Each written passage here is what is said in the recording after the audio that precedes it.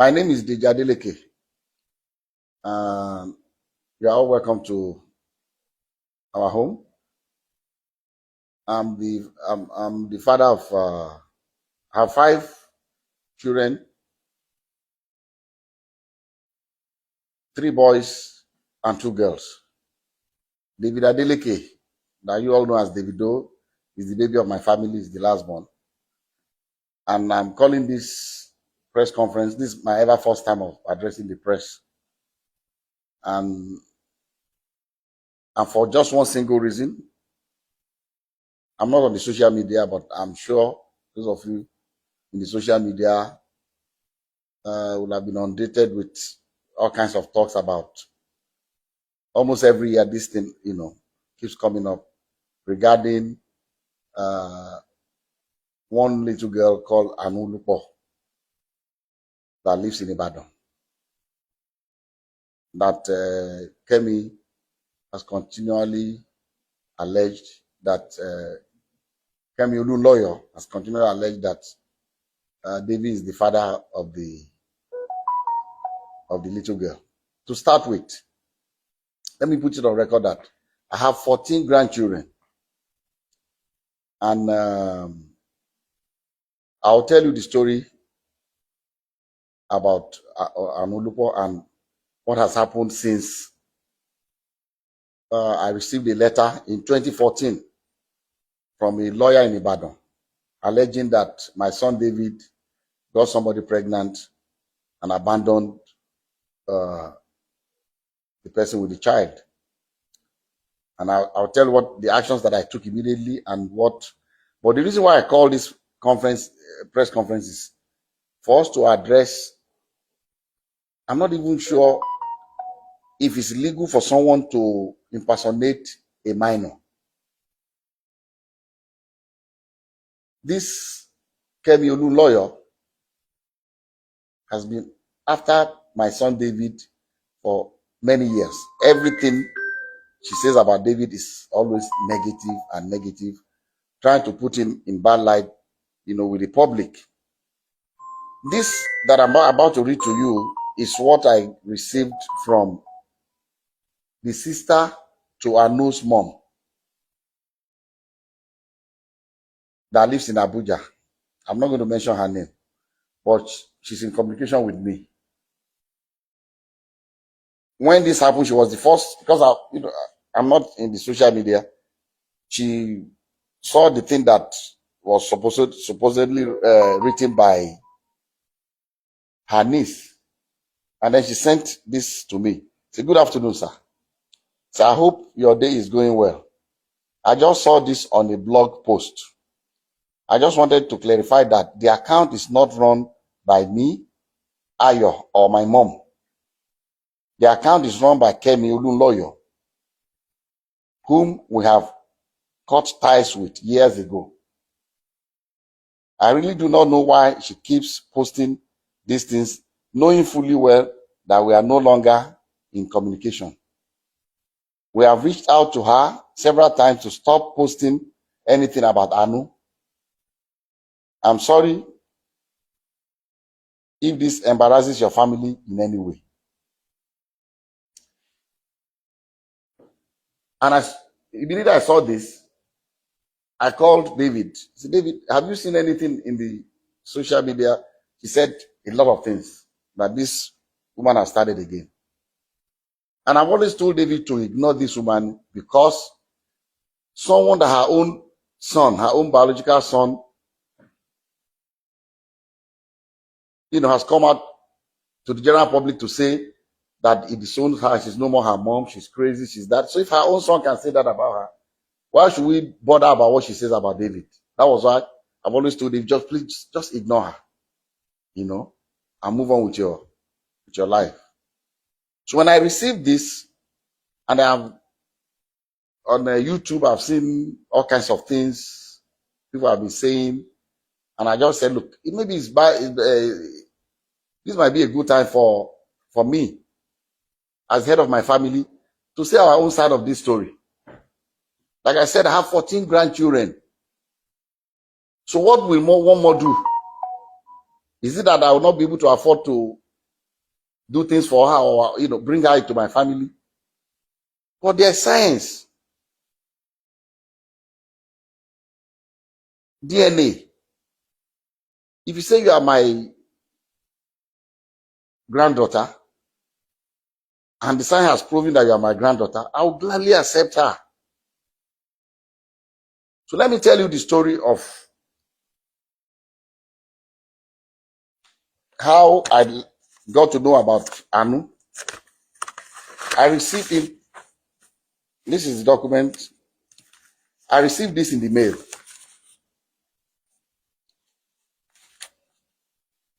Through DHL to my office. This is the DHL sent to me by Bandele A. Aiku and Co. from Ibadan in 2014 by DHL. And in the package, there are pictures of a little girl and pictures of David. I mean, they put David picture, with the little girl. This was maybe they took I don't know where they cropped David's picture and put it, and this the mother of the girl. So I received this in the mail 2014, and in that mail also, curiously, there was the birth certificate of the child. And what caught my attention was that in the record of the birth certificate, they said full name of father, Adeleke, David. Full name of mother, Adeleke, Ayotomide. How can she be Adeleke? So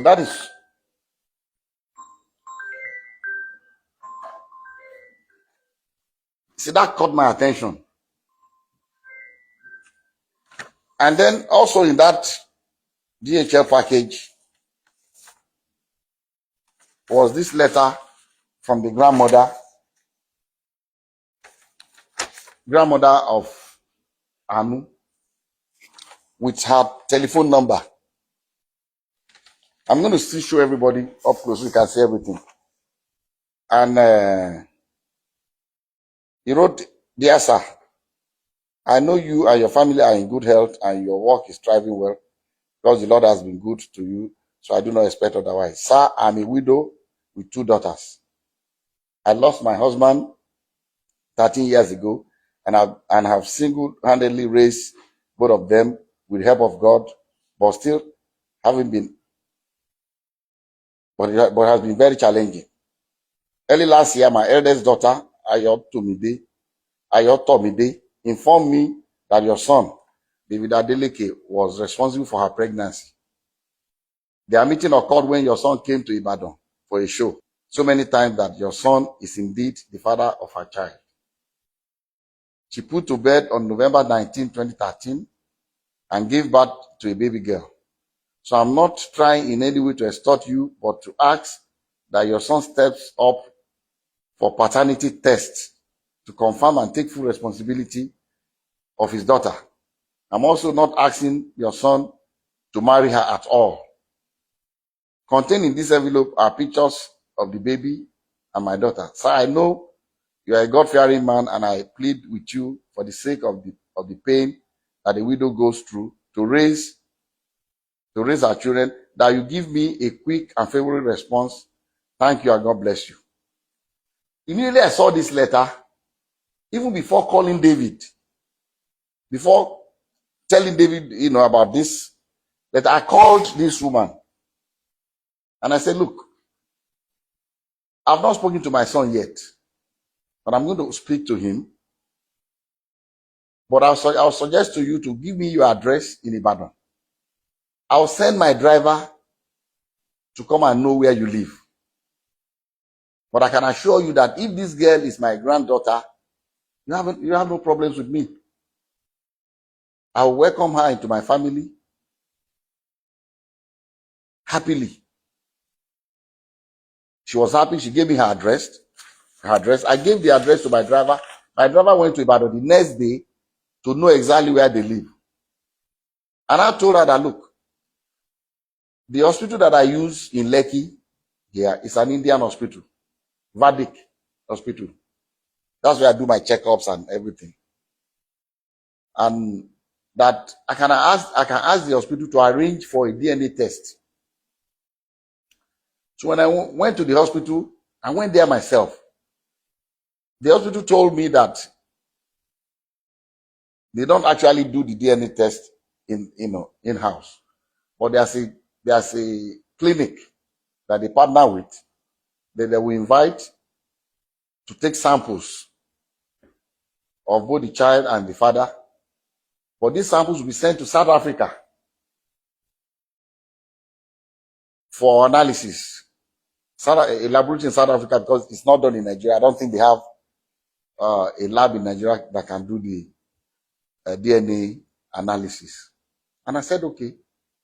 And I called her, gave her the information that anytime they are ready, I'll send my driver to pick you up from Ibadan.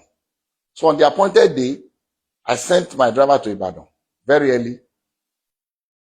And my driver brought the mother of the child, the grandmother, and the baby. The three of them came. And because my driver knows Vedic Hospital, they came in. They were already there before I came in with. I asked David to come here and Lati, his aide. So David, myself, and Lati went and we met them at Vedic Hospital. We went upstairs and the Indian doctor said, he will allow only David, myself, the grandma, the mother of the baby, and the child. Lati can wait. So we're all in the same room. And he told us the procedure. It was not, I've read in the social media that they were drawing blood. It was not done by blood. It was from their saliva in their mouth. So they brought the thing and swapped David's and put it in the container and sealed it. Swapped the baby's own and sealed it. And they told us that these samples will be sent to South Africa for analysis. And then when it's ready, myself and the mom and the grandmother signed, grandmother of the baby, signed that both of us will be the ones to receive the result. So when the result was ready, I called her. They said, Madam, they said the result is out. I'll send my driver to pick you up so that both of us, because they will not give it to one person. We've already signed that both of us will see the result. So we went and they opened the result before both of us. And, I'll read to you what, and I'm still going to show it to you.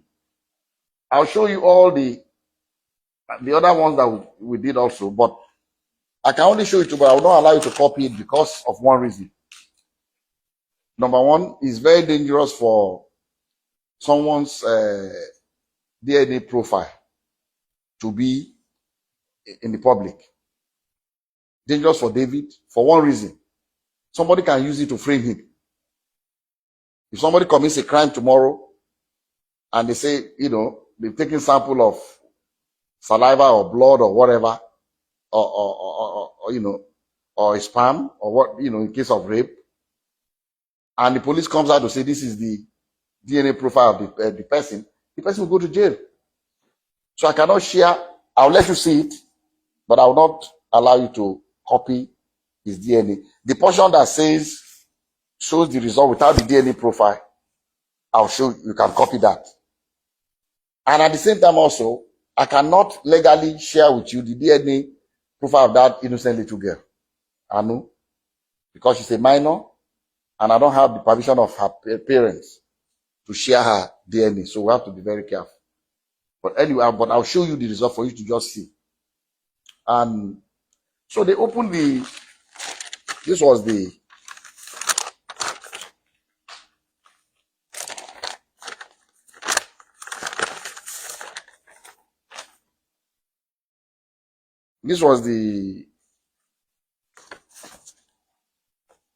first DNA.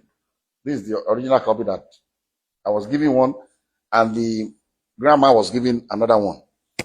And at the end of the whole story, they wrote here that probability of paternity 0.00%.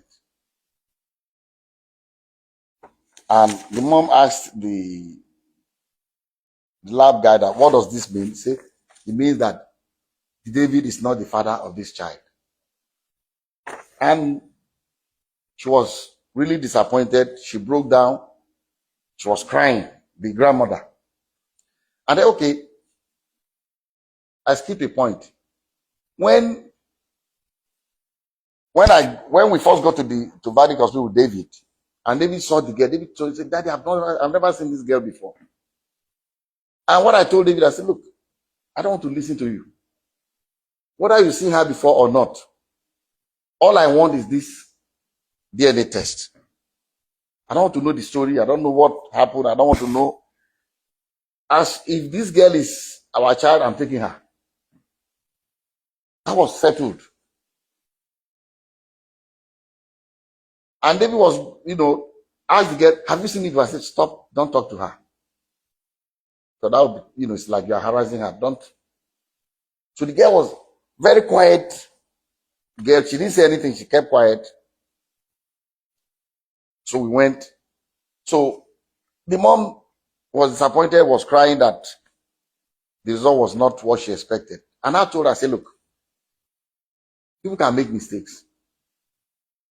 Maybe they made a mistake in the lab. Maybe there's something. What I would suggest to you is, let us do 2 more tests. I'll advise that you please stay in Lagos for 1 week. I'll pay for your hotel.